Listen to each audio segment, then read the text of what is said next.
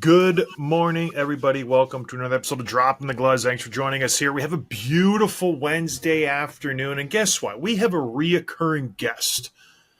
It's not often we get this caliber of guest to come on twice in a span of a month, Tim. Alex Daugherty is here from the Tennessean to just wax poetically about the Nashville Predators, who have been having a pretty strange start to this season. Alex, how are you, my friend? Thanks for coming back on.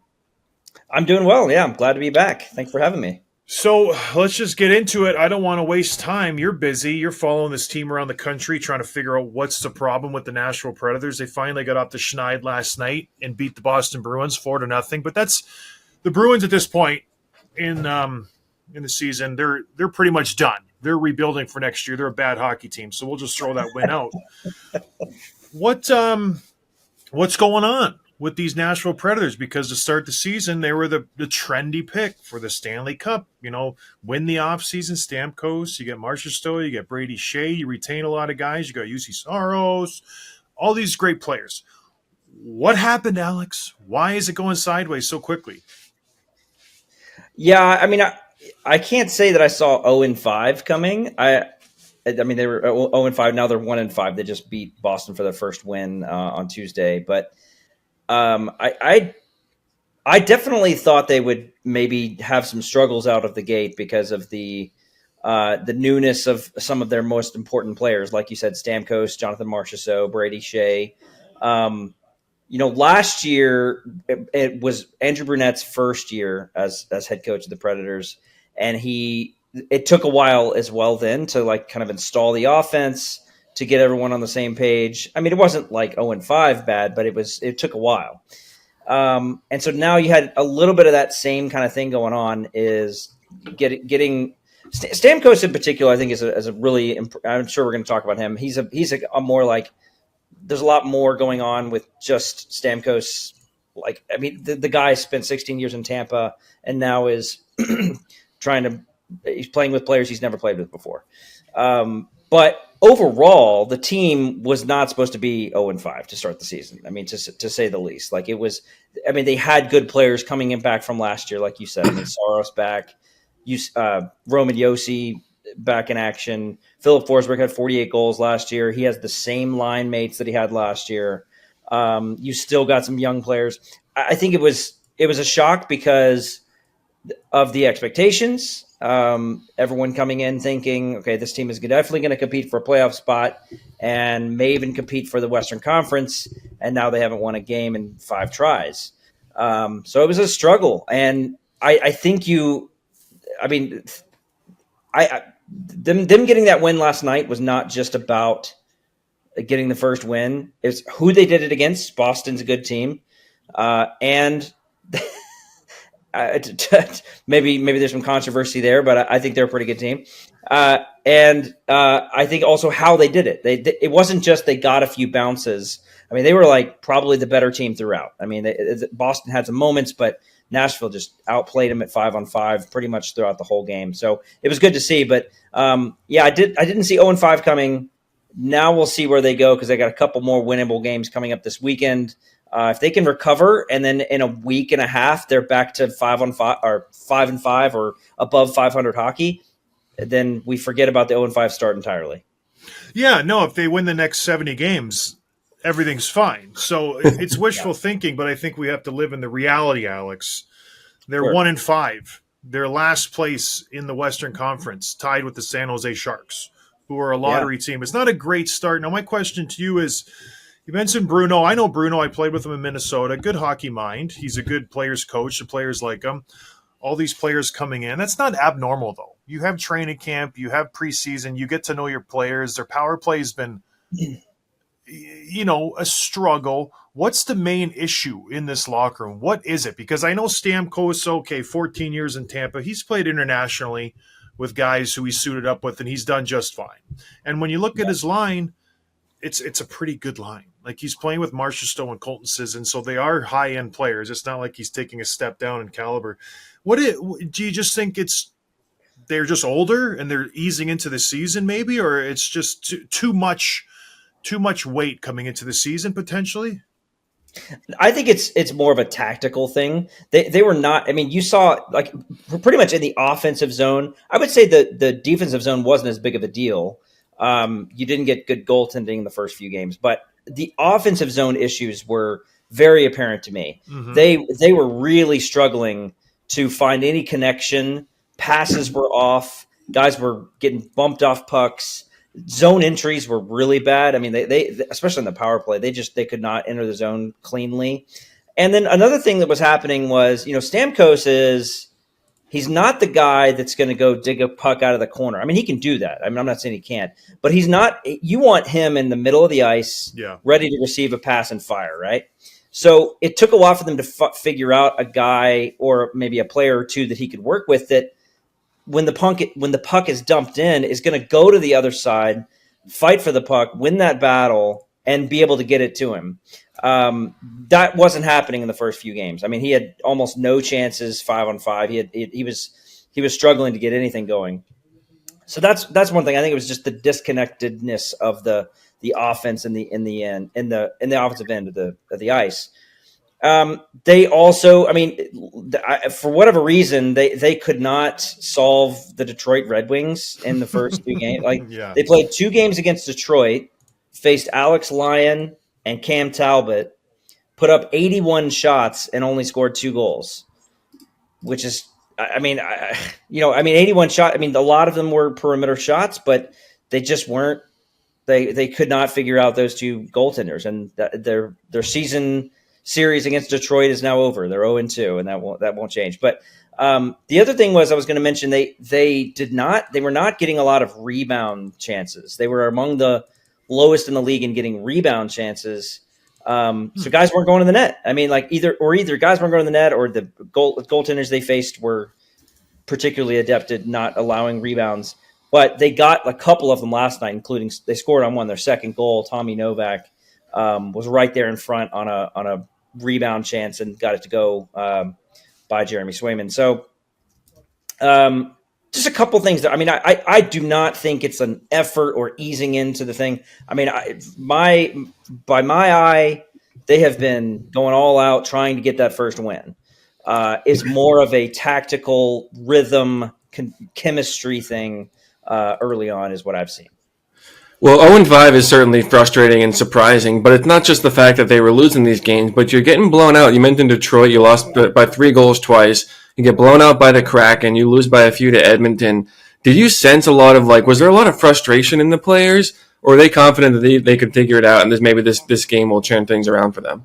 So I'll tell you the frustrating losses, the losses that were frustrating for the players from what I saw, the Kraken loss, I think because they were 0-2 at that point, and they kind of expected, okay, now we're gonna blow the doors off this team. Yeah. We're supposed to be better than this team, and then they get. I mean, I think there were maybe at least one empty net goal in there, but they were down a couple goals early in the third period, and they just kind of looked dumbfounded. So I think that one was a frustrating one, the Kraken one. The season opener against Dallas, they actually looked great. They were a very solid team in that game.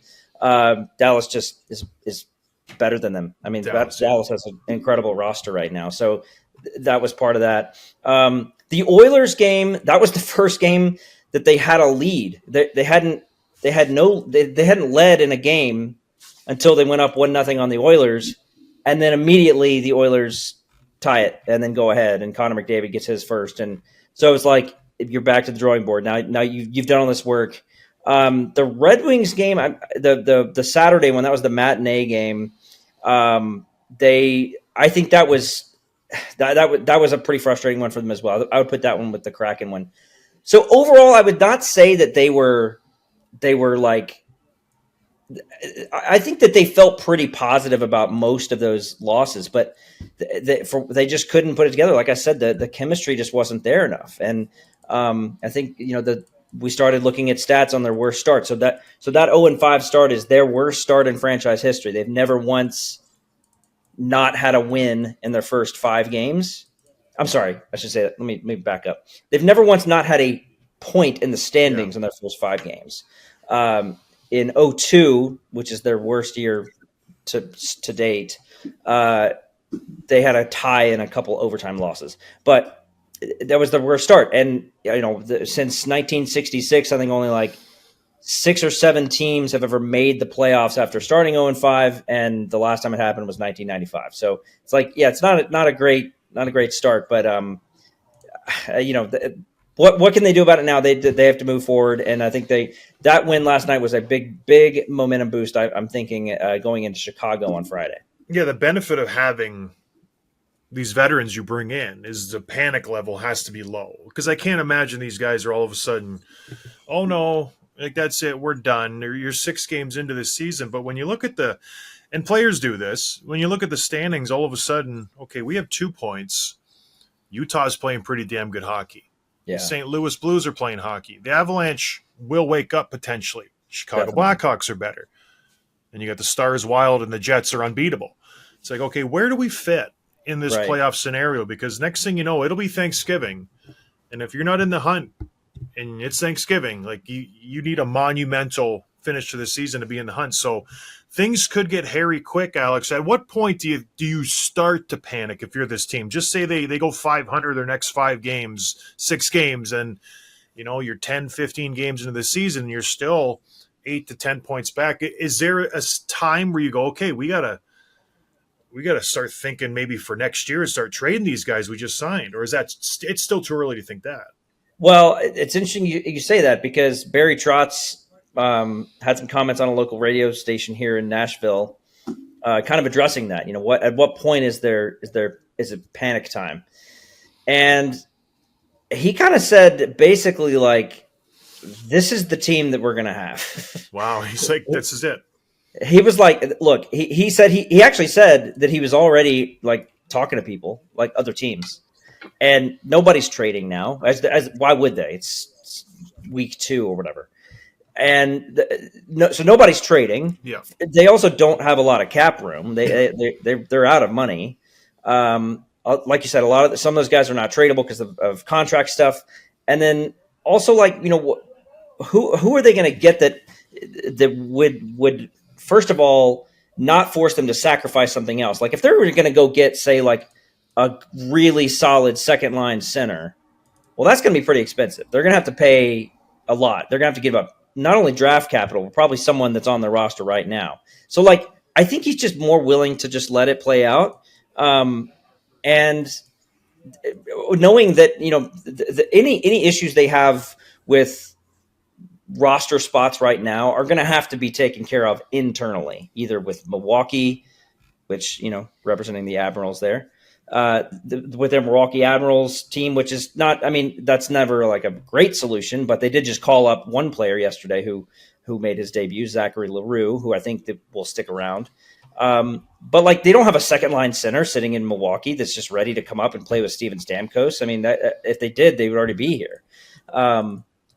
So it's like, either they're going to have to find, and the reason I'm talking about that's kind of the big buzz word right now is like, who's going to take over that second line center role, because the first line's kind of taken care of. You need someone that's going to play with Stamkos and either Marchessault or Evangelista or someone like that.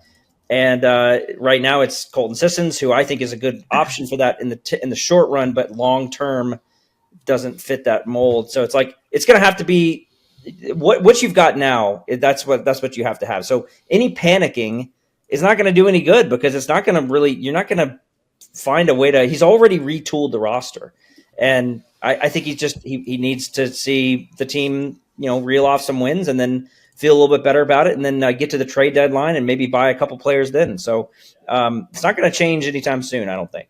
You love Colton Sissons. I do.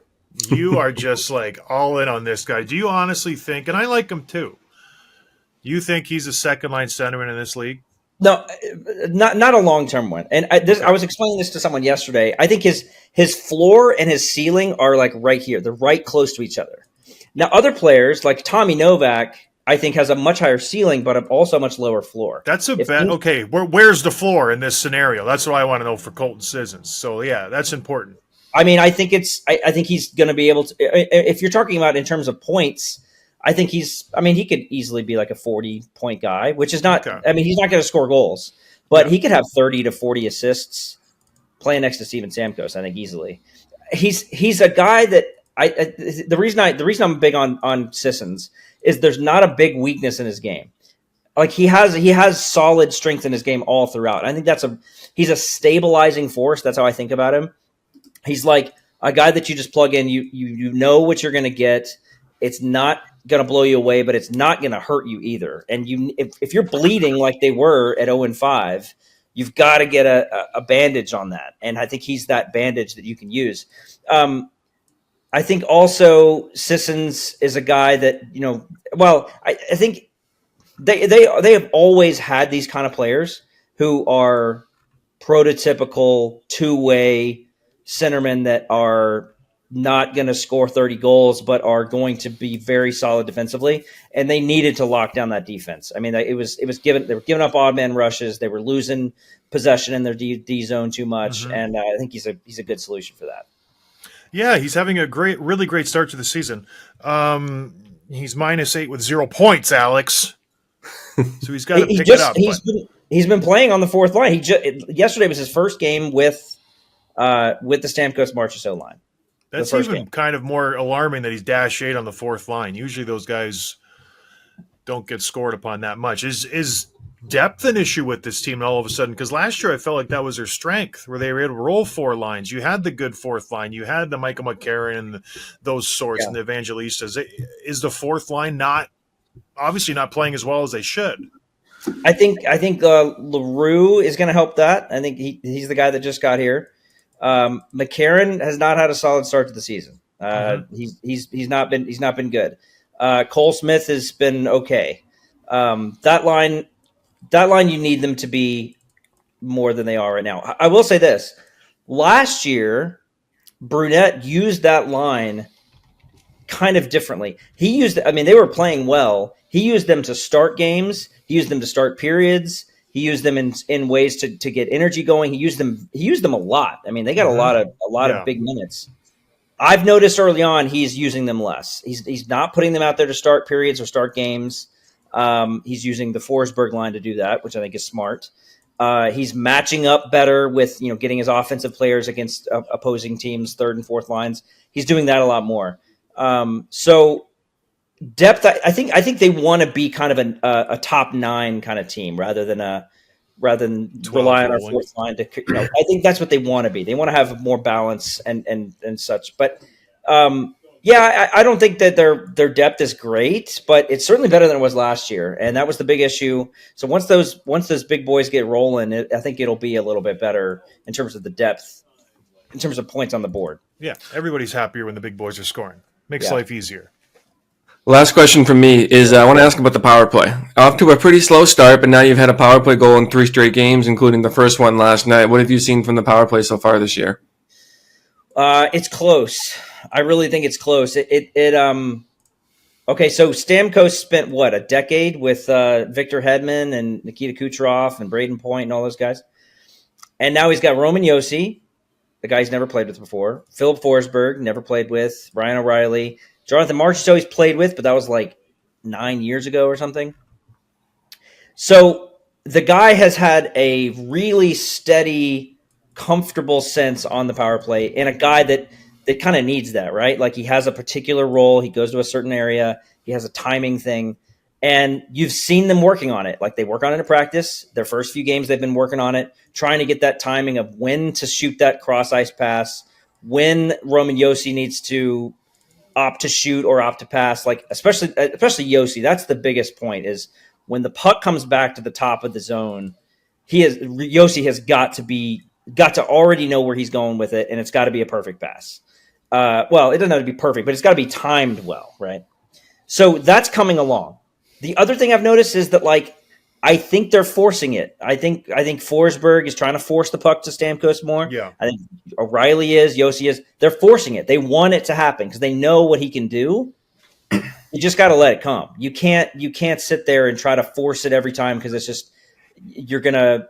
It didn't work like that. It has to be more organic. It has to be more clean and it has to flow better.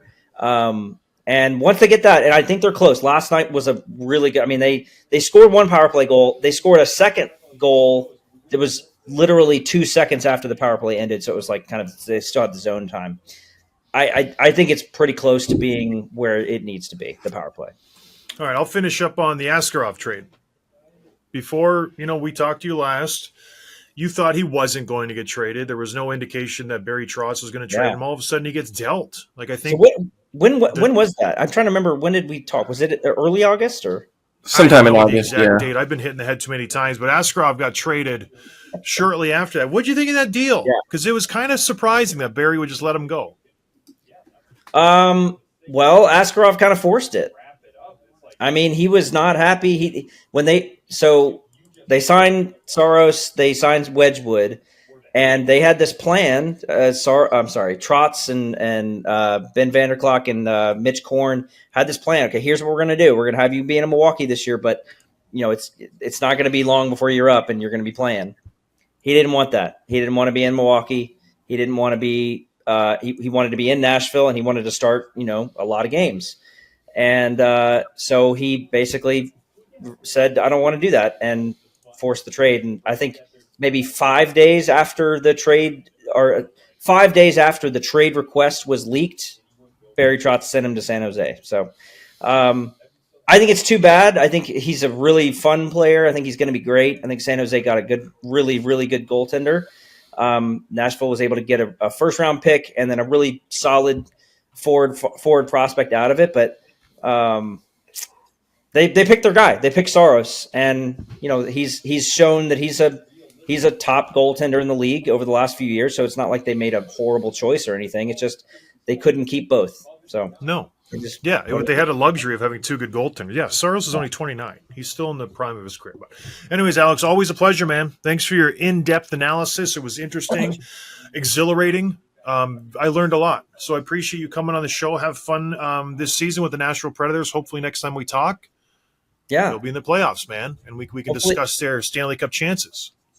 Hopefully next time we talk, you can understand how good Colton Sissons is. I know, but just going back to Colton Sissons. So he's been in the league for how many years? 10 plus years, I want to say. He started in 2013-14. I played against the kid.